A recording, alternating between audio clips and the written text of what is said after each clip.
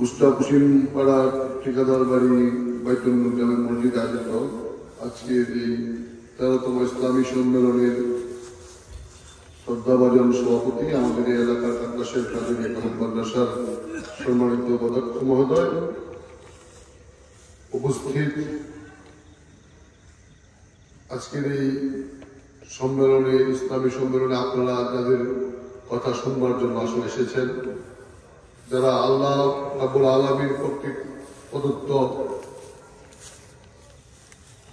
সম্মানিত আলেম ওলামায়ে কেরামগণ, যারা আমাদেরকে ইসলামের পথে চলার, মুসলমান হিসাবে ইমানদার হওয়ার, আল্লাহ যেন আমাদেরকে হেদায়েত করেন, এটার জন্য চেষ্টা করেন। সম্মানিত আলেম ওলামায়ে কেরামগণ, আমার সামনে উপবিষ্ট এই অঞ্চলে আমার মুরব্বিয়ান, তরুণ যুবক ছাত্র ভাইয়েরা, পর্দার অন্তরালে থাকা আমার শ্রদ্ধেয় মা বোনেরা, সবাইকে আসসালামু আলাইকুম ওয়া রাহমাতুল্লাহ। এখানে আজকের অনুষ্ঠানের প্রধান বক্তা বক্তব্য রাখবেন। আপনারা এসে রাতে কষ্ট করে ওনার বক্তব্য শোনার জন্য অপেক্ষা করছেন। আমার বাড়ি এই ইউনিয়নে আমাকে মাননীয় সভাপতি সাহেব অতিথি হিসাবে সম্বোধন করেছেন, এটি আমার জন্য কাম্য না।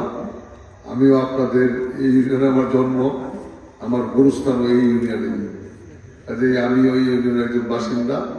আপনাদের আসা যাওয়ার পথে আমার বাড়ি। যাই হোক, ইসলামী সম্মেলনে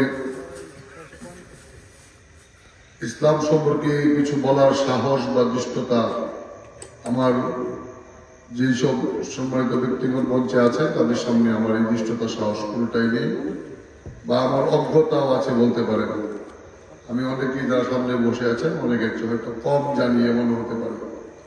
তবে সমাজ ব্যবস্থা নিয়ে এবং আমি মুসলমান এই ব্যবস্থা নিয়ে দু চারটি কথা বলার সুযোগ আল্লাহ রাব্বুল আলামিন হয়তো আমাকে দিয়েছেন। ঠিক ওই দু চারটি কথা বলে আমি আপনাদেরকে ধৈর্যচ্যুতি ঘটাবো না। হুজুর ইতিমধ্যেই চলে এসেছেন, উনি মূল্যবান বক্তব্য রাখবেন, হাদিস কোরআনের আলোকে মুসলমানদের করণীয় ব্যাখ্যা করবেন।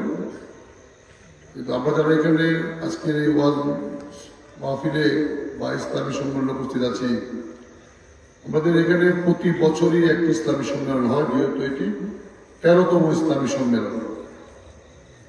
আমরা যদি ইসলামী সম্মেলনের মাধ্যমে শুধু যদি মসজিদের পাকা দালান করি, অথবা মসজিদের ফ্লোরটা টাইলস করি, অথবা মসজিদটা দেখতে সুন্দর হয়, এই উদ্দেশ্য করা হয়, তাহলে ইসলামী সম্মেলনটা সফল হবে না। মসজিদে যদি জুম্মা ছাড়া বাকি ওয়াক্তে নামাজ আদায়ে এক রাকাত মুসল্লি হইতেই কষ্ট হয়, তাহলে এই ইসলামী সম্মেলনটা সফল হবে না। আর ইসলামী সম্মেলনের দিন যদি আমরা বাকি 365 দিন আমরা কি করেছি আর কি করা উচিত ছিল এটি বিবেচনা করতে না পারি, আগামী ইসলামী সম্মেলন পর্যন্ত আবার 365 দিন মুসলমান হিসাবে আমাদের কি করা উচিত, মুসলমান হিসাবে আমাদের কি করা উচিত না, আমরা কি ভুল করেছি, আসলে এই ভুলটি আমাদের করা ঠিক হয়েছে কিনা, মুসলমান হিসাবে সেই ভুলটি আমি করতে পারি কিনা, এটি যদি আমাদের ভিতরে একটা অনুভূতি আসে, তাহলে প্রতি বছরই এই ইসলামী সম্মেলন সফল হবে। আর আমরা যদি মনে করি যে এখানে ইসলামী সম্মেলন, আমরা আসলাম, শুনলাম, হুজুর চলে গেলেন, আমিও ফজরের নামাজ পড়ে বাড়ি চলে গেলাম, ফজরের নামাজ করে ঘুমের পরে আর কিছুই আমার মনে থাকলো না, তাহলে কষ্ট করে আয়োজন যারা করেছেন তাদেরও কোনো উদ্যোগ সফল হবে না। হুজুরের বক্তব্য আমাদেরকে হেদায়েত হতে সাহায্য করবে না। মুসলমান হিসাবে আমাদের ঈমানটাও পুক্তা হওয়ার সুযোগ কমে যাবে। যাই হোক, আমিও চেষ্টা করছি আল্লাহ রাব্বুল আলামিন যেন আপনাদের মতো আমাকে এরকম ঘুরে ঘুরে একজন প্রকৃত মুসলমানের করণীয় কি সে বিষয়ে যেন আল্লাহ রাব্বুল আলামিন আমাকে কবুল করেন, হেদায়েত করেন। আমার অনেক বয় মুরব্বী এখানে আছেন। আমাদের বর্তমান সমাজ ব্যবস্থায় আমি যে বিষয়টি লক্ষ্য করি,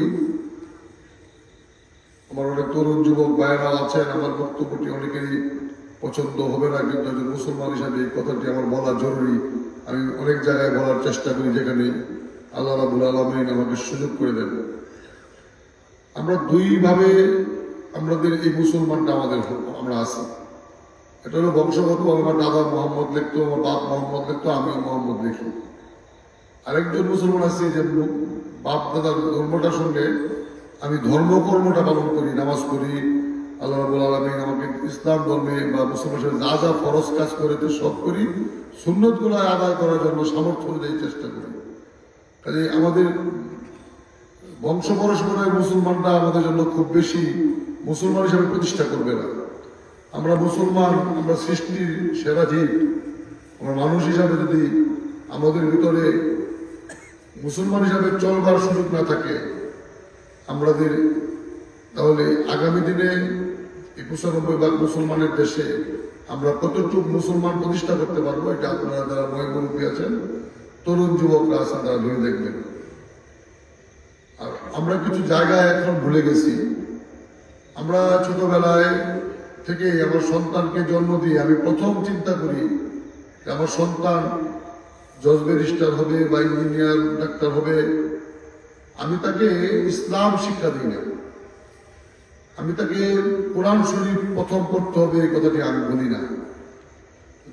আমি আমার ব্যক্তি জীবনে চেষ্টা করেছি আমার সন্তান যেন প্রথমে আলিফ বাতা পড়া শিখে, তারপরে যেন এবিসিডি পড়া শিখে। মুসলমান হিসাবে এটা আমাদের দায়িত্ব। আমরা এখানে অনেকেই স্কুল কলেজ বিশ্ববিদ্যালয় মসজিদ মাদ্রাসায় পড়েছি। আপনি ছোটবেলায় যে শিক্ষাটা গ্রহণ করবেন, যে শিক্ষাটা আপনি আজকেও মনে আছে, কিন্তু বড় হয়ে যে শিক্ষাটা আপনি গ্রহণ করবেন, এই শিক্ষার অনেক কিছু আজকে আপনি ভুলে গেছেন। যদি ছোটবেলায় আপনি আপনার সন্তানকে শিখাতে পারেন, আদব পেদা শিখাতে পারেন, একজন বয়স্ক মানুষ বা তোমার চেয়ে বয়স্ক বড় লোককে দেখলে তোমার সালাম দেওয়া বাধ্যতামূলক। একজন মুসলমান হিসেবে যদি আপনার সন্তানকে শিক্ষা দিতে পারেন যে ইসলাম ধর্মে এটা হালাল, এটা হারাম, ঘুষ খাওয়া হারাম, সুদ খাওয়া হারাম, ৫ ওয়াক্ত নামাজ পড়া তোমার জন্য ফরজ, তোমার সামর্থ্য থাকলে যাকাত দেওয়া ফরজ, হজ করা ফরজ, তাহলে সে সারা জীবন যখন সে জজ ব্যারিস্টার যাই হবে, ইঞ্জিনিয়ার ডাক্তার, তার ভিতরে যে মুসলমানটা প্রতিষ্ঠা হবে, সেই মুসলমানটা সে সারা জীবন ভুলতে পারবে না। যখনই সে অন্যায় কাজ করতে যাবে তখন আপনি যে পিতা হিসাবে তাকে শিক্ষা দিয়েছেন সেই শিক্ষাটা তার মনে পড়ে যাবে। আমরা এখন সমাজে দেখি বৃদ্ধ বাবা মার জন্য সন্তান তার পাশে থাকে না।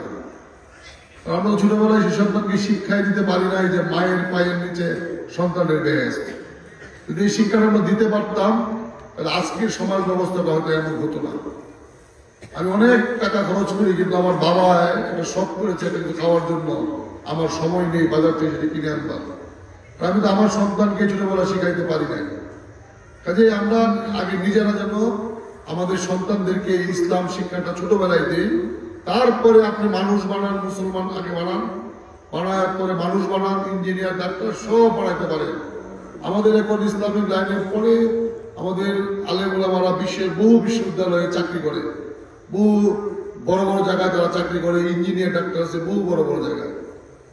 সেটি এখন আর ওই জায়গায় নাই যে এটি হলো আমার প্রথম মুসলমান হিসাবে আমি উপলব্ধি করি। আর দ্বিতীয় উপলব্ধিটা করি আমরা মুসলমান হিসাবে যে কাজগুলো আমরা করি না, ১ নম্বর কাজ হলো আমরা আমাদের সব বলি, কিন্তু আমাদের যে মসজিদের ইমাম সাহেব তাকে আমরা কতটুকু সম্মান করি। আমরা যার পিছনে নামাজ পড়ি, যার পিছনে আল্লাহ রাব্বুল আলামিনকে ডাকি, এটি দেখবার বিষয় আছে। স্বাধীনভাবে ইসলামটা প্রচার করতে পারছে কিনা সেটি দেখবার বিষয়। কিছুদিন আগেও যদি আপনাদের মনে থাকে, বহু ইসলামী সম্মেলন দেখেছেন যে বক্তার ডানে এবং বামে কিছু লোক বসে থাকে, যাই হুজুর যদি কোনো কারণে তার বক্তৃতায় ওই দলের বিরুদ্ধে যায় বা সরকারের বিরুদ্ধে যায়, হুজুরের কাছ থেকে মাইকটা সরাই দিয়ে বলতো, হুজুর এর বেশি আর বলা যাবে না, হুজুর এইটুকের পরে আর বলা যাবে না, আপনি এই পর্যন্ত আপনার থামতে হবে।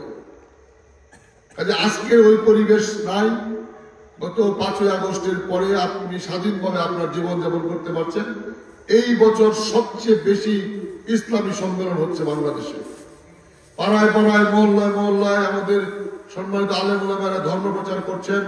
আল্লাহ রাব্বুল আলামিনকে অনেককে হেদায়েত করার চেষ্টা করছেন। আমি আপনাদেরকে এই জন্য কথাটি বললাম, নিশ্চয়ই আপনাদের মনে আছে এই ৯৫ ভাগ মুসলমানের দেশে ১৩ সালের ৫ই মে রাতের বেলায় শাপলা চত্বরে লাইট বন্ধ করে দিয়ে শত শত রাউন্ড গুলি, হাজার হাজার রাউন্ড গুলি করে আমাদের অবুঝ বাচ্চা হাফেজদেরকে শহীদ করা হয়েছে। আজও পর্যন্ত বহু পিতামাতা তার হাফেজ শহীদ সন্তানের লাশটি আজও খুঁজে পায় নাই। আপনাদের মনে রাখতে হবে, এই ৯৫ ভাগ মুসলমানের দেশে একজন হাফেজ সাহেব মারা গেছেন, শহীদ হয়েছেন না জীবিত আছেন, তার পিতামাতা আজও জানতে পারে নাই। যারা এইসব হতভাগ্য অসহায় পিতামাতারা তার সন্তানের লাশের খুঁজে ঢাকা শহরে এই থানা থেকে ওই থানায় গিয়েছেন, পুলিশের দ্বারস্থ হয়েছেন, উল্টা তাদেরকে হুমকি দেওয়া হয়েছে জঙ্গি মামলায় ঢুকিয়ে দেওয়া হবে। এই মুসলমানের দেশে দাড়ি টুপিওয়ালার লোক দেখলে হয় জঙ্গি বলা হতো, নাহলে রাজাকার বলা হতো। এই ৯৫ ভাগ মুসলমানের দেশে আরেকটি দেশকে, আরেকটি রাষ্ট্রকে খুশি করার জন্য একজন রাষ্ট্রপ্রধানের আগমনের প্রতিবাদে ঢাকায় যখন সারা বাংলাদেশের তৌহিদি জনতার ব্যানারে মিছিল মিটিং হচ্ছিল, একদিনে ঢাকায় সহ সারা বাংলাদেশে ৪২ জন তৌহিদি জনতাকে গুলি করে হত্যা করা হয়েছিল। আমাদের দেশে আমরাই ভারতীয় হয়ে গিয়েছিলাম। আপনাদের মনে রাখতে হবে, আমরা আমাদের এই দেশে স্বাধীনভাবে কথা বলতে পারি নাই। একজন বুজুর্গ আলেম ওলামা বলতে পারবেন যে যারা এই অন্যায়ের প্রতিবাদ করেছে তাদের কোমরে দড়ি পরানো হয় নাই। বাংলাদেশের এমন কোন কোর্টে দাড়ি টুপিওয়ালা আলেম ওলামারা কোমরে দড়ি লাগিয়ে এই কোর্ট থেকে ওই কোর্টে নিয়েছে, ওই কোর্ট থেকে ওই কোর্টে নিয়েছে, যত ধরনের অপমান অপদস্থ তাদেরকে করা হয়েছে। এই ১৫ বছরে এই বাংলাদেশে আমাদের মুসলমানদেরকে এভাবে নির্যাতন করা হয়েছে। আমাদেরকে নির্যাতন করা হয়েছে আরেকটি রাষ্ট্রকে খুশি করার জন্য। মুসলমানের উপর নির্যাতনকারী একজনকে যাতে বছরকে বছর ক্ষমতায় রাখা যায়, এই জন্য নির্যাতন করা হয়েছে। আপনাদের মনে আছে, একজন বয়স্ক বুজুর্গ ব্যক্তি আল্লামা বাবুনগরীকে প্রায় ৩৯ দিন একটানা রিমান্ডে রেখে অমানবিক নির্যাতন করা হয়েছে। এখন আপনারা সিদ্ধান্ত নেবেন, আপনি মুসলমান হিসাবে, আপনি মুসলমান হওয়ার জন্য আপনার কোনো রাজনৈতিক দল করার দরকার নাই। আপনার মুসলমান হওয়ার জন্য আপনার কোনো দলের সদস্য হওয়ার প্রয়োজন নাই। কিন্তু মুসলমান হিসাবে বুক ফুলিয়ে আপনার ধর্ম আপনি পালন করার জন্য আপনাকে সাহস করে ওই ১৫ বছর যেন আপনি আর ফেরত না যান, সেই চেষ্টাটা একজন মুসলমান হিসাবে আপনার করণীয় কিনা সেটি আপনি বিবেচনা করবেন। আপনি বিবেচনা করবেন এই দেশে আবার হাফেজদের বুকে গুলি করা হবে কিনা। আপনি বিবেচনা করবেন আলেম ওলামাদেরকে কোমরে আবার দড়ি লাগানো হবে কিনা। আপনি বিচার করবেন ১৫ বছরে আমাদের বহু সহকর্মী তাদের সন্তানরা এতিম হয়েছে, তাদের স্ত্রীরা বিধবা হয়েছে, অনেকের লাশ আজও খুঁজে পাওয়া যায়নি। আমরা এমন একটি দেশে বসবাস করি। আপনি বলেন গত ৫ মাসে একটি রাজনৈতিক দল ক্ষমতা থেকে নামার পরেও আমরা কি কারো উপর জুলুম নির্যাতন করেছি কিনা? তারা জুলুম নির্যাতন করেছে, বিচার আইনে করবে। আমি শুধু আর বক্তব্য লম্বা করব না, এখানে আমাদের দলের অনেক নেতৃবৃন্দ উপস্থিত আছেন আমার সামনে। আপনাদেরকে মনে করিয়ে দিতে চাই, আপনাদের ব্যবহার আচার মানুষের সঙ্গে মানুষের মতো হতে হবে। আপনাদেরকে মনে রাখতে হবে, আল্লাহ রাব্বুল আলামিন কোন জুলুমকারীকে সহ্য করেন না। আল্লাহ রাব্বুল আলামিন কোন অত্যাচারীকে সহ্য করে না। বিগত দিন থেকে শিক্ষা নেবেন যে জুলুমের হয়তো একটি লম্বা সময় যায়, কিন্তু জুলুমের পতনটা কিন্তু আল্লাহ রাব্বুল আলামিন নিজে থেকে দিয়েছেন। জুলুমের পতন কি করে হয়? দুপুরের ভাত খাবার পাক করেও ভাত না খেয়ে হেলিকপ্টারে পালিতে হয়েছে।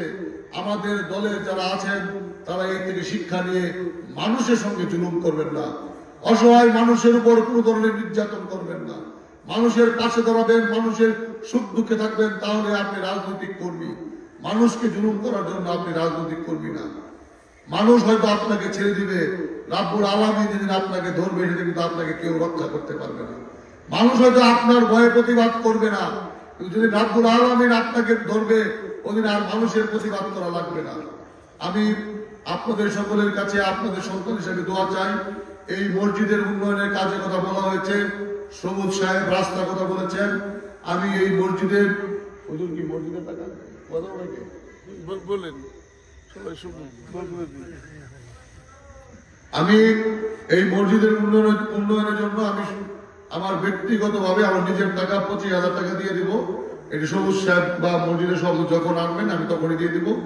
এছাড়াও আপনাদের মসজিদে একটা সরকারি অনুদানের ব্যবস্থা আছে, সেটি আমি করে দেওয়ার দ্রুত চেষ্টা করব, যে কোনো একটি কাজ যেন হয়। আর রাস্তাটার ব্যাপারে আমি জানি না কতদিন সময় লাগবে, এটা এখানে দাঁড়িয়ে আপনাদেরকে বলবো। তবে আমি যত দ্রুত পারি আমি খবর নিতে হবে। ইতিমধ্যে কিছু রাস্তার কাজ শুরু হয়ে গেছে, বর্ষার আসবে বলে। বর্ষার আগে যদি নাও করা যায়, বর্ষার পূর্বে আমি চেষ্টা করবো অন্তত আপনাদের চলাচলের জন্য রাস্তাটি করোনা থাকে। আমরা দল হিসাবে ক্ষমতায় না, যারা দায়িত্বে আছেন প্রশাসক বা টিউনো সাহেব, আমার নিজের ইউনিয়ন, আমি ওদের কাছে অনুরোধ করবো যেন মানুষের চলাচলের জন্য আপাতত রাস্তাটি সংস্কার করে দেন। আপনারা সকলে আমার জন্য দোয়া করবেন। যারা এই অনুষ্ঠানের আয়োজন করেছেন, এই ইসলামী সমায়োজন করেছেন, আল্লাহ রাব্বুল আলামিন এই ইসলামী সম্মেলন কবুল করুন। আমাদেরকে আল্লাহ রাব্বুল আলামিন হেদায়েত করুন। আমার মুরব্বীরা যারা আছেন আমার জন্য দোয়া করবেন, আমি যেন আপনাদের পাহারাদার হিসাবে আপনাদের সাথে থাকতে পারি, আপনাদের সেবা করতে পারি। আল্লাহ রাব্বুল আলামিন যেন আমাকেও শক্ত মুসলমান, ইমানি মুসলমান বানায়, আমাদের জন্য ভুল ত্রুটি ক্ষমা করে হেদায়েত করে সকলের কাছে দোয়া চেয়ে সবাইকে বিদায় দিচ্ছি। আসসালামু আলাইকুম ওয়া রাহমাতুল্লাহি ওয়া বারাকাতুহু।